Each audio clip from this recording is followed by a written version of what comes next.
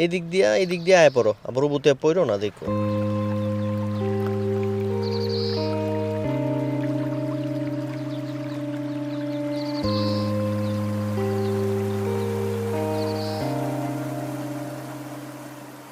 নতুন একটা ব্লগে সবাইকে ওয়েলকাম। আজকে জাপানের সামার ভ্যাকেশনে যাইতেছি গুনমা প্রিফেকচারের কিরিওতে পাহাড়ে, পাথুরে নদী আর ঝর্ণা দেখতে, আর সাথে বারবিকিউ তো আছেই। ওয়েদার খুব খারাপ, তারপরও যাইতেছি পাহাড়ে, কারণ পাহাড়ে অদ্ভুত রকম এক শান্তি আছে যেটা পাহাড়ে ঢোকার সাথে সাথেই ফিল করা যায়। গহীন পাহাড়ে কিরিও রিভারের পাশে বসে আজকে বারবিকিউ করুম। তো যাই হোক, সুন্দর একটা জায়গা দেখা তারপর নাইমা গেলাম রাস্তার মধ্যে গাড়ি রাইখা দুইজনই। তীব্র গরমে কিরিও রিভারের পানিগুলাতে কেমন যেন একটা শান্তি লাগতেছিল। যদিও এই জায়গাতে প্রচন্ড পরিমাণে ভিড় ছিল, তবে আমরা একটু খালি জায়গা দেখা তারপর ওই জায়গাতে নামছিলাম। রাস্তা থেকে গাট্টি বস্তা নিয়ে নিচে নামতে একটু কষ্টই হইতেছিল। যাই হোক, ভালো কিছু পাইতে হলে তো একটু কষ্ট করতেই হয়, কিছু করার নাই। এই যে এই জায়গাটার মধ্যে আজকে আমরা বারবিকিউ করবো, আর এইদিকে নোভায় খুব স্ট্রাগল করতেছিল এরকম জায়গায় প্রথমবার, তাই বারবার ইনস্ট্রাকশন দিতেছিলাম যাতে পিছলা পুছলা খাই আসার না খায় আর কি। আর নোভা এরকম জায়গায় আইসা খুবই খুশি। এরকম ন্যাচারাল একটা পরিবেশে আইসা কেই বা খুশি না হইব। যাই হোক, আমি উপর আসছিলাম মালামাল নিতে, আর নোভা একলা একলা চেয়ার টেয়ার গুলো বিছাইতেছিল। আহারে, আজকে খুব কষ্ট করতেছে মেয়েটা। আর এই যে উপরে রাস্তার পাশেই গাড়ি রাখছিলাম। কি করো? দেখো শ্রোতার লগে যায় না নোভা।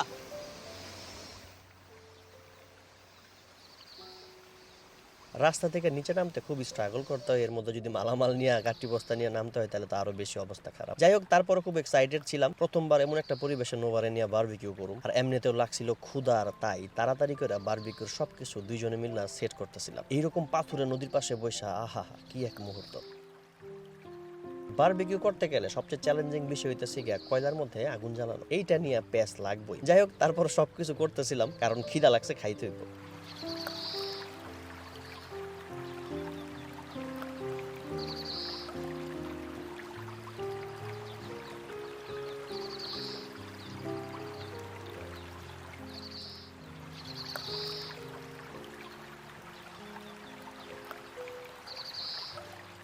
এরকম একটা পরিবেশ, গহীন পাহাড়ে, পাথুরে নদী, স্রোতের শব্দ, সেখানে বৈশা বারবিকিউ আর জম্পেশ একটা আড্ডা অনেক দিনের ইচ্ছা ছিল। আর তাই সামার ভ্যাকেশনের জন্য ওয়েট করতেছিলাম। যদিও আজকে ওয়েদার তেমন একটা ভালো না, তবে বৃষ্টি হইতেছিল না, এইটাই ছিল শান্তির একটা বিষয়। তবে একটা টেনশন ছিল কখন আবার বৃষ্টি আয় পড়ে, আর বৃষ্টি আইলে গাড়ি বস্তা লই আবার দৌড় দিতে হইব গাড়ির দিকে। যাই হোক, সময়টা এনজয় করতেছিলাম, ভালোই লাগতেছিল। আমাদের খাবার হইতেছিল আর আমি ড্রোনটা উড়াইছিলাম। যদিও এরকম জায়গায় ড্রোন উড়ানোটা একটু রিস্কি, তারপরও ভালো কিছু পাইতে হইলে একটু রিস্ক তো নিতেই হয়। যেহেতু প্রচন্ড গরম, একটা কুলিং ব্যাগ ছিল যেটার মধ্যে বরফ টরফ দিয়া তারপরে ড্রিঙ্কস গুলো রাখছিলাম, যেটা এখনো স্টিল ঠান্ডা ছিল। যাই হোক, এই গরমের মধ্যে কুলিং ব্যাগটা ভালোই কাজে লাগছে। তুমি আমার পাশে বন্ধু হে বসিয়া থাকো,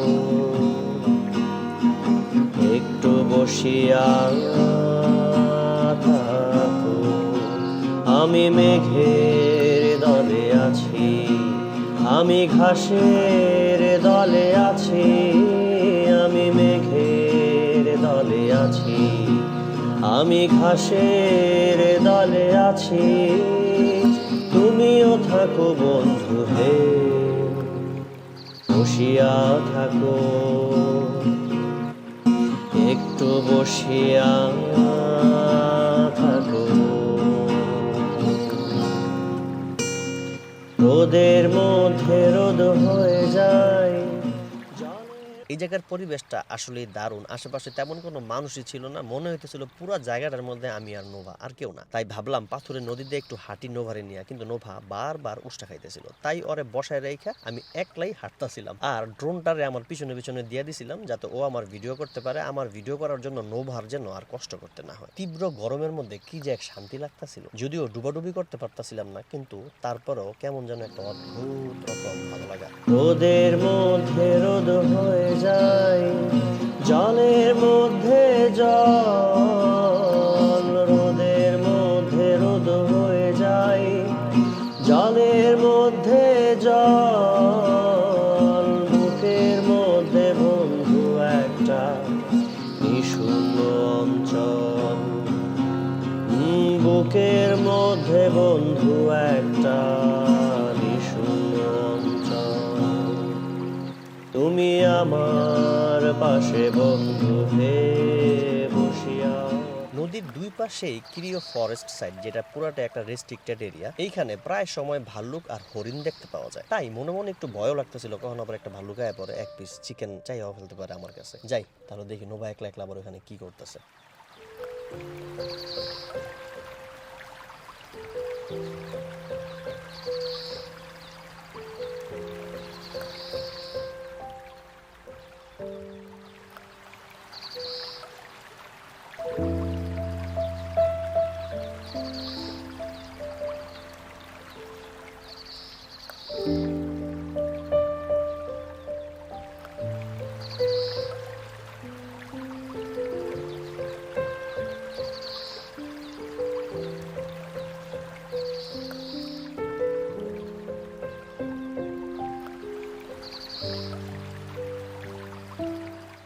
জায়গাটা এতটাই দারুণ যে এখান থেকে যাইতে মন চাইতেছিল না। নোভারে কইতেছিলাম বান্দরবনে এরকম একটা পাহাড়ে যাই আমি পরিকল্পনা করছিলাম যে একটা পাহাড়ের একটা সাইড কিনা ওইখানে সুন্দর একটা ঘর বানাবো। মন খারাপ হইলেই যেই ঘরে গিয়া মাসের পর মাস কাটাই দিতে পারো। আর নোভা কইতেছিল তাইলে এরকম একটা জায়গার মধ্যে আমরা একটা জায়গা কিনা তারপর একটা ঘর বানাই।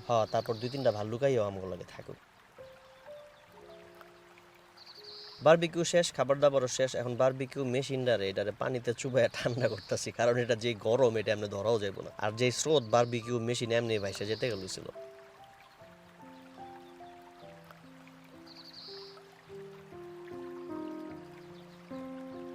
আরেকটা কথা, এরকম পাহাড়ে আইসা পিকনিক কইরা খাবার দাবার খাইয়া যেই সব ময়লা টয়লা থাকে এগুলা কিন্তু অবশ্যই পলিথিনে ভইরা বাইট নিয়ে যায় না, কারণ সুন্দর জায়গায় সবসময় সুন্দর করে রাখাই ভালো। অনেক টুরিস্ট এসব জায়গায় বারবিকিউ কইরা বা পিকনিক কইরা যেসব ময়লা আছে তা অমনি রাখা জায়গা, এটা যে ঠিক না এটা কিন্তু আবার সবাই জানে। তারপরে ওইখান থেকে আমরা গেলাম এই জায়গার মেইন আকর্ষণ কিরিও ওয়াটারফলটা দেখতে, যেটা একটা ম্যান মেড ওয়াটারফল, যেখানে প্রচুর পরিমাণে স্রোত ছিল আজকে এবং মানুষও ছিল প্রচুর।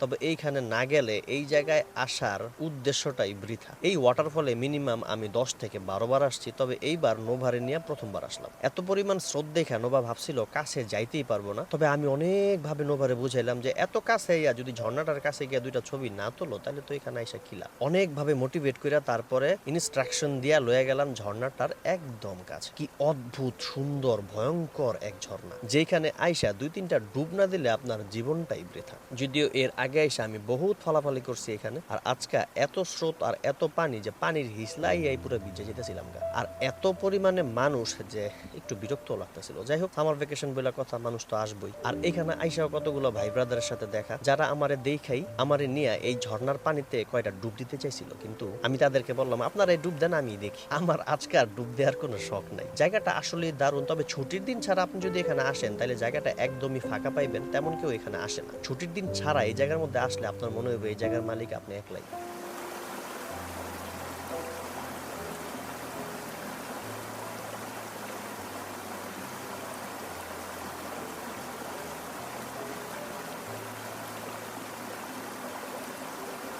তবে প্রচুর বৃষ্টিপাত হয়, পানির যে পরিমাণ স্রোত ছিল এই যে মানুষগুলোর দেখে আমার খুব মায়াই লাগতেছিল। একজন যদি আচার খাইয়া পরে আয় হায় হায় একদম সুরেশ্বর যাইব। যাই হোক, এরকম সুন্দর একটা জায়গায় আচার খাইলেও জীবন সার্থক। অবশেষে ঘুরা গাইরা খুব টায়ার্ড হয়ে গেছিলাম দুইজনই। এখন যাইতেছি বাসায়। আর বাসায় যাইতে যাইতে যেটা বলছিলাম যে আজকে এইখানে কি পরিমাণ মানুষ, এই গাড়িগুলো দেখলেই বুঝবেন যে রাস্তার পাশেই সবাই গাড়ি রাইখা নিচে নামতেছিল।